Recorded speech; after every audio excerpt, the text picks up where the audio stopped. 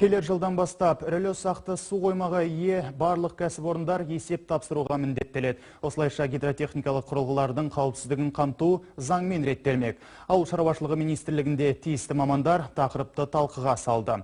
Бүгінде елімізде су қоймалардың 49%, коммуналдық, ал 31% жеке меншік иелігінде. Көбі 30-40 жыл бұрын салынған. Жөндеу көрмей әбден тозығы жетіп, кейбір құрылғылар адам өміріне қауіп төндіруде. Министрлік өкілдерінің айтуынша, шағын су қоймаларды пайдаланушылар құрылғының техникалық ахуалы туралы есеп бермейді. Енді меншік формасына қарамастан барлығы бірдей декларация тапсырып тұратыны айтылды.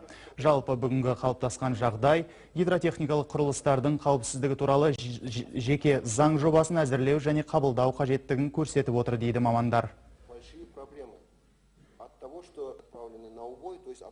Рұқсат болу керек. Болмаса жаңағы әлешейін көрінген адамға таратып, бұл қауіпті нәрсені иесіз сол сияқты болып отыр. Бәріміз де біліп отырмыз, Қызылағаштағы болғанда трагедия жаңағы білімсіз адамдардың суды басқарған соның салдары.